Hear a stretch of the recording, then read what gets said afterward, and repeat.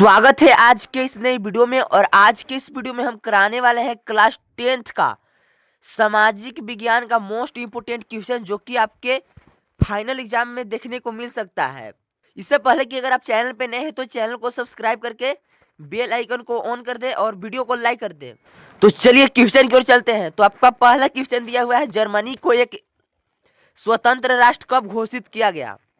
तो इसका जो सही आंसर हो जाएगा ऑप्शन नंबर बी, यानी कि 1871 ईस्वी में जर्मनी को एक स्वतंत्र राष्ट्र घोषित कर दिया गया, यानी कि आजादी मिल गया था। अगला क्वेश्चन है दोस्तों, गांधी जी ने किस वर्ष असहयोग आंदोलन वापस ले लिया? तो इसका सही आंसर हो जाएगा ऑप्शन नंबर बी, 1922 ईस्वी में गांधी जी ने असहयोग आंदोलन को वापस ले लिया था दोस्तों। और चलते हैं अगले क्वेश्चन की ओर। अगला क्वेश्चन है दोस्तों, संवैधानिक प्रावधानों और कानून के क्रियान्वयन की देखरेख में कौन सी सरकार सहायता करती है? तो इसका सही आंसर हो जाएगा ऑप्शन नंबर डी, नौकरशाही सरकार सहायता करती है दोस्तों। और चलते हैं अगले क्वेश्चन की ओर। अगला क्वेश्चन है दोस्तों, भारत में भूमि का सर्वाधिक प्रतिशत किस उद्देश्य के लिए उपयोग किया जाता है? तो इसका जो सही आंसर हो जाएगा ऑप्शन नंबर सी, शुद्ध बोया गया क्षेत्र के लिए यूज होता है दोस्तों। और चलते हैं अगले क्वेश्चन की ओर। अगला क्वेश्चन है, विश्व के ऐसे देशों को आपस में जोड़ने की प्रक्रिया को क्या कहते हैं?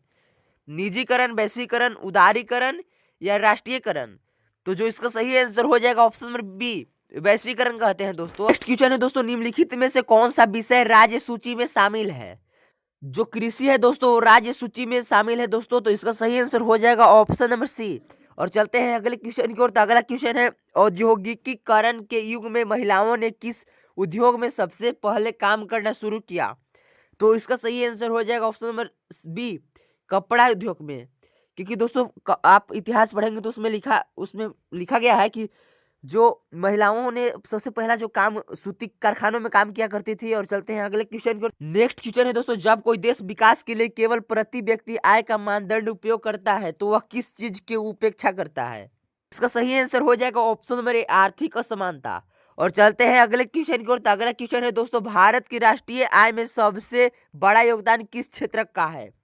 तो इसका सही आंसर हो जाएगा ऑप्शन नंबर सी, तृतीय क्षेत्र, यानी कि सेवा क्षेत्र भी इसको कहा जाता है दोस्तों। और चलते हैं अगले क्वेश्चन की ओर। अगला क्वेश्चन है, संसार में चाय का सबसे बड़ा उत्पादक देश कौन सा है? यानी कि दुनिया में सबसे अधिक चाय किस देश में पाया जाता है? तो इसका सही आंसर हो जाएगा ऑप्शन नंबर बी, चीन में दोस्तों। और चलते हैं अगले क्वेश्चन की ओर। अगला क्वेश्चन है, जर्मनी में बिस्मार्क द्वारा लौह और रक्त की नीति क्यों अपनाई गई थी? तो इसका जो सही आंसर हो जाएगा ऑप्शन नंबर बी, जर्मनी के एकीकरण के लिए बिस्मार्क ने लौह और रक्त नीति अपनाई थी दोस्तों। और मैं आपको बता दूं दोस्तों कि बिस्मार्क ही जर्मनी का एकीकरण कराया था, तो इसको भी याद रखिएगा। और चलते हैं अगले क्वेश्चन की ओर। अगला क्वेश्चन है, वह व्यवस्था जिसमें वस्तु के बदले वस्तु का आदान प्रदान होता है तो उसे क्या कहते हैं? वस्तु विनिमय प्रणाली कहते हैं दोस्तों। इसका जो सही आंसर हो जाएगा ऑप्शन नंबर बी हो जाएगा। और अब चलते हैं अगले क्वेश्चन की ओर। तो अगला क्वेश्चन है दोस्तों, निम्नलिखित में से कौन सा एक वाणिज्यिक फसल यानी कि नकदी फसल है? तो इसका जो सही आंसर हो जाएगा ऑप्शन नंबर सी, गन्ना। और चलते हैं अगले क्वेश्चन की ओर। अगला क्वेश्चन है दोस्तों, भारत में बहुदलीय प्रणाली यानी कि मल्टी पार्टी सिस्टम का क्या लाभ है? तो इसका सही आंसर हो जाएगा ऑप्शन नंबर ए, यह क्षेत्रीय विविधताओं को समायोजित करता है दोस्तों। तो इसलिए इसका सही आंसर हो जाएगा ऑप्शन नंबर ए। अगला क्वेश्चन है दोस्तों, उपभोक्ता अदालत में उपभोक्ता संरक्षण अधिनियम के तहत शिकायत कहां दर्ज की जा सकती है? तो इसका सही आंसर हो जाएगा ऑप्शन नंबर सी, जिला, राज्य और राष्ट्रीय स्तर पर शिकायत दर्ज किया जा सकता है। और मैं आपको बता दूं दोस्तों कि उपभोक्ता का क्या क्या अधिकार होता है, इसको याद कर लीजिएगा क्योंकि यह एग्जाम के लिए काफी इंपोर्टेंट होता है। और यह काफी इंपोर्टेंट क्वेश्चन है, एग्जाम में आने की संभावना होता है। तो चलते हैं अगले क्वेश्चन को। अगला क्वेश्चन है, भारत का सबसे बड़ा नमक उत्पादक राज्य कौन सा है? इसका सही आंसर हो जाएगा ऑप्शन नंबर बी, गुजरात। क्योंकि गुजरात समुद्र किनारे है दोस्तों, इसलिए वहां पे ज्यादा नमक उत्पादन होता है। और चलते हैं अगले क्वेश्चन की ओर। अगला क्वेश्चन है दोस्तों, किस संसाधन को समुदाय के स्वामित्व वाला संसाधन कहा जाता है? तो इसका जो सही आंसर हो जाएगा ऑप्शन नंबर सी, कब्रिस्तान और चरागाह स्वामित्व वाला संसाधन कहा जाता है दोस्तों। और चलते हैं अगले क्वेश्चन की ओर। अगला क्वेश्चन है, औद्योगिक उत्पादन को मापने के लिए सबसे महत्वपूर्ण सूचकांक क्या है? तो इसका जो सही आंसर हो जाएगा ऑप्शन नंबर सी, मानव विकास सूचकांक। किस वर्ष में उपभोक्ता संरक्षण अधिनियम पारित हुआ था? तो इसका जो सही आंसर हो जाएगा ऑप्शन नंबर ए। 1986 ईस्वी में उपभोक्ता संरक्षण अधिनियम लागू हुआ था दोस्तों। और चलते हैं अगले क्वेश्चन की ओर। तो अगला क्वेश्चन है, निम्नलिखित में से कौन सा जीवाश्म ईंधन यानी कि फॉसिल फ्यूल नहीं है? तो इसका जो सही आंसर हो जाएगा ऑप्शन नंबर सी, सौर ऊर्जा। क्योंकि देखिए दोस्तों, कोयला भी जीवाश्म से बनता है और पेट्रोलियम भी जीवाश्म से बनता है, प्राकृतिक गैस भी जीवाश्म से बनता है। तो कोयला पेड़ पौधों के दबे के कारण अब वह जीवाश्म बनकर कोयला बन गया है दोस्तों। पेट्रोलियम समुद्र के अंदर जो बड़े बड़े जीव जंतु रहते हैं, जब वो मर कर जमा हो जाते हैं तो उससे पेट्रोलियम का निर्माण होता है। और अब चलते हैं अगले क्वेश्चन की ओर। तो अगला क्वेश्चन है दोस्तों, भारत में सबसे पहले छपाई की तकनीक कौन लाया था? तो जो इसका सही आंसर हो जाएगा ऑप्शन नंबर सी, पुर्तगाली मिशनरी ने छपाई मशीन सबसे पहले भारत में लाया था दोस्तों। तो इसका सही आंसर हो जाएगा ऑप्शन नंबर सी। और चलते हैं अगले क्वेश्चन की ओर। तो अगला क्वेश्चन है, जोल बेराइन नामक शुल्क संघ की स्थापना कब हुई थी? तो जो इसका सही आंसर हो जाएगा ऑप्शन नंबर बी, 1834 ईस्वी में दोस्तों जोल वेराइन नामक शुल्क संघ की स्थापना हुआ था। और चलते हैं अगले क्वेश्चन की ओर। तो अगला क्वेश्चन है, बहुराष्ट्रीय कंपनियां अपने उत्पादन की लागत कम करने के लिए कहाँ उत्पादन इकाई स्थापित करती है? तो जो इसका सही आंसर हो जाएगा ऑप्शन नंबर डी, उपरोक्त सभी। तो उपरोक्त सभी में पहला क्या दिया हुआ है दोस्तों, जहां बाजार निकट हो। यानी कि विदेशी कंपनियां कहाँ कंपनी लगाना चाहेगा अपना, जहां पे बाजार निकट हो ताकि वह क्रय विक्रय कर सके।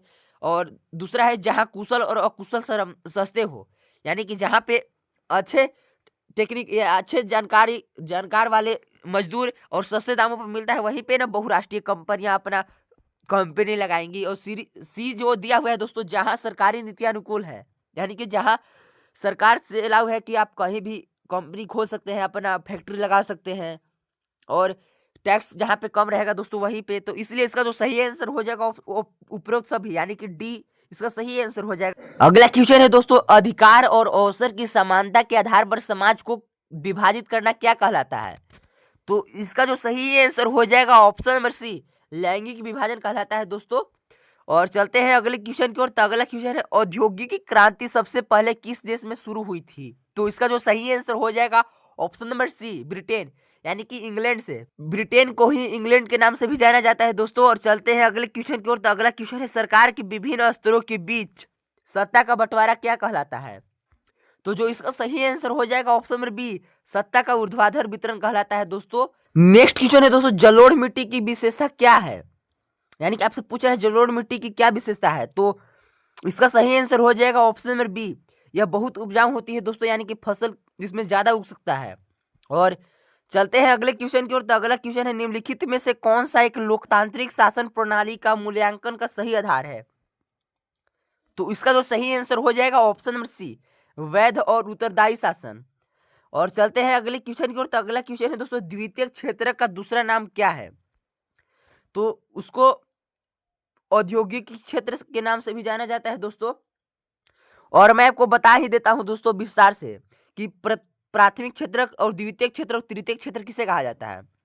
तो प्राथमिक क्षेत्र दोस्तों उसे कहा जाता है जहां से कोई भी चीज उत्पादन होता है। जैसे कि अगर आप आलू की चिप्स खाते हैं तो आलू जहां से उत्पादन हुआ वो प्राथमिक क्षेत्र है। और आलू का चिप्स जिस फैक्ट्री में बना वो हो गया आपका द्वितीय क्षेत्र। और जब आपके पास खाने के लिए पहुंचा, आप दुकान से ले लिए, तो यह जो हुआ यह सेवा क्षेत्र हुआ, यानी कि यह एक तृतीय क्षेत्र के अंतर्गत आता है। तो प्राथमिक क्षेत्र के अंतर्गत उत्पादन आता है दोस्तों, और द्वितीय के अंतर्गत औद्योगिक क्षेत्र यानी कि फैक्ट्री में जब किसी भी सामान को लिया जाता है। क्योंकि देखिए, अगर आप आटा का पैकेट लेते होंगे तो आटा भी क्या होता है, गेहूं में उत्पादन होता है, प्राथमिक क्षेत्र से द्वितीय क्षेत्र में जाता है, फैक्ट्री में जाकर फिर वहां से उसको पीस करो और उसको पैकिंग करके आपके नजदीकी दुकान पर भेज दिया जाता है। तो आप समझ गए होंगे दोस्तों। और चलते हैं अगले क्वेश्चन की ओर। तो अगला क्वेश्चन है, भारत का राष्ट्रीय जल मार्ग संख्या 1 कौन सी नदी पर स्थित है?